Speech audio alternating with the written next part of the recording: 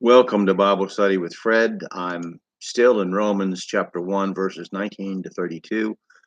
Today we'll talk a little bit about idolatry. If you go to verse 23, Romans 1:23, um, and read that again, and then I'm going to just make some comments here. So for verse 23, let's go back to the beginning of mankind's history after the flood. Man degraded their own vision of God's glory and began to worship representations of created beings. Um, like Genesis 3:6. Let's start with that. Um, and when the woman saw that the tree was good for food, and that it was pleasant to the eyes, and a tree to be desired to make one wise, she took of the fruit thereof and did eat, and gave also unto her husband with her, and he did eat. Now there were things that were pleasant to the eyes to mankind, that he grew to worship in place of God. Exodus 20, verses 4 to 6. Thou shalt not make unto thee any graven image, or any likeness of anything that is in heaven above, or that is in the earth beneath, or that is in the water under the earth.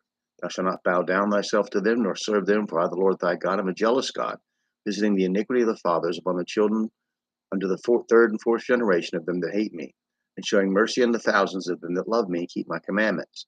Exodus 32:8. They have turned aside quickly out of the way which I commanded them. They have made them a molten calf, and have worshipped it, and have sacrificed thereunto, and said, These be thy gods, O Israel, which have brought thee up out of the land of Egypt. Numbers 33:52. Then ye shall drive out all the inhabitants of the land from before you, and destroy all their pictures, and destroy all their molten images, and quite pluck down all their high places. You had gods like the Philistine Dagon, which some authorities linked to an Assyrian art of a merman, half fish. The Egyptians were known for gods that were manifested by animals, according to some authorities, like Thoth, god-headed baboon, or Isis, Hathor, or Nuts, cow. The giving of the tablets of the Ten Commandments in Exodus may be the beginning of the alphabet we use, the precursor to it. God created the writing that contrasted with the pictograms of hieroglyphics and cuneiform writing that dominated the ancient world. From China, Sumeria, and Egypt to the civilizations of ancient America, pictures were used to convey ideas and history and as representation of things worshipped. The basic units of writing, the letters, became symbols for ideas rather than pictures representing things to be worshipped as idols. A, instead of a symbol for a bull or ox, is Aleph in Hebrew and Alpha in Greek, and A is for modern purposes. A good study for this is Mark A. Wacknin's Mysteries of the Alphabet. This could be part of God drawing a people out of a world of idolatrous pictures or creatures to be adored, and turning their writing into ideas to be expressed by symbols. What came along with this idolatry was a peculiar form of worship involving sexual acts.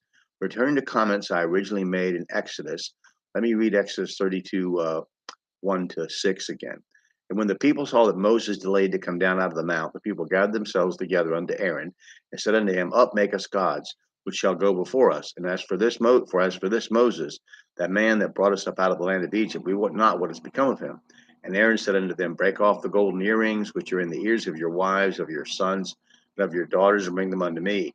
And all the people brake off the golden earrings which were in their ears, and brought them unto Aaron. And he received them at their hand, and fashioned it with a graving tool after he had made it a molten calf. And they said, These be thy gods, O Israel, which brought thee up out of the land of Egypt.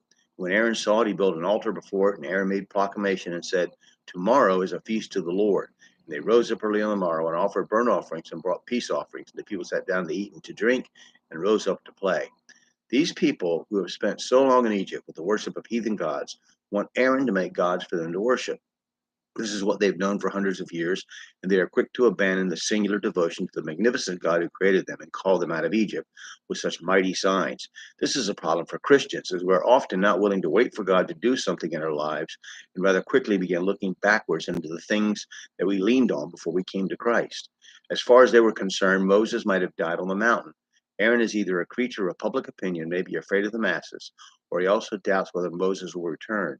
So he calls for their earrings. Now, earrings had a special significance, which I pointed out in Genesis. Jewelry played a part in ancient worship. Earrings were not merely ornamentation for both men and women, but were, scholars tell us, sometimes amulets and charms to protect the openings of the face and head from entry by evil spirits. They were clearly part of the idol worship of the ancient world, the spiritual system that developed after the flood. If you have any difficulty seeing that side of facial jewelry, just look at the hundreds of occult earrings on a website like Etsy.com. Some verses of note regarding men and women wearing earrings and of a possible link to their occultic practices are Genesis 35:4. And they gave unto Jacob all the strange gods which were in their hand, and all the earrings which were in their ears. And Jacob hid them under the oak which is by Shechem. Judges 8:24 and 25. And Gideon said unto them, I would desire a request of you, they would give me every man the earrings of his prey.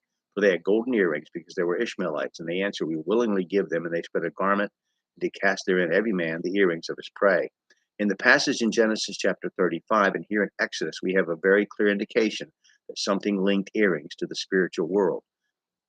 Verse 4 is an astounding statement that makes Aaron worthy of death. Of course, if you think about it, we do much the same thing when we say good luck or how lucky you were.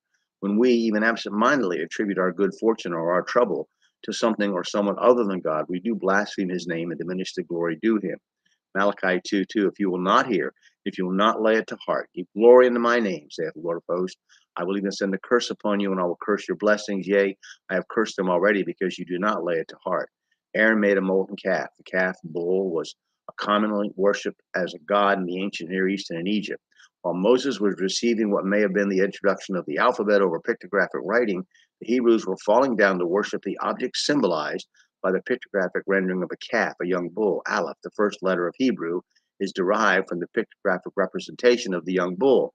Alpha, the Greek letter, was derived from Aleph. With the alphabet, God removed the pictures that were worshipped to letters that were represented in and thoughts and ideas only, rather than sacred objects representing thoughts and ideas. This is a return to Egypt in a religious sense. The ensuing nudity and orgy was in keeping with the sexual aspects of the ancient Near Eastern religion. See verse 25 and 32. Exodus 30-25 says, and when Moses saw that the people were naked, for Aaron had made them naked unto their shame among their enemies. To explain further, in ancient Greece and Rome, orgia was a sacred word denoting worship of the mystery cults, such as that devoted to Dionysus. It included dancing, singing, and drinking, as well as promiscuous sexual behavior. You cannot underestimate the sexual perversion of ancient religion after the flood. The ancient Egyptians practiced every kind of perversion in their religion. In ancient Near Eastern religion, the sex act was important to the worship of heathen gods. Temples were attended by heterosexual and homosexual prostitutes. Throughout the Bible, this was condemned, and amazingly, this behavior was brought into God's temple, making it a house of prostitution like the pagan world around them. Deuteronomy 33:17, there should be no whore of the daughters of Israel, nor a sodomite of the sons of Israel. Thou shalt not bring the hire of a whore or the price of a dog into the house of the Lord for thy God for any vow, for even both these are abomination unto the Lord thy God. Dog in this context is a slang for a homosexual temple prostitute or sodomite. God gave mankind over to this perversion because of the wickedness of their hearts. Do you see how we in America are returning to that? So we're going to talk about this idolatry a little further, and then go on to some other comments. Continuing part 3 of my discussion of Romans 1:19-32. Hope you'll read that passage over again, and read your Bible, study your Bible, cross-reference the verses, pray to God for wisdom and understanding, and then share your interpretation with someone else. Thank you.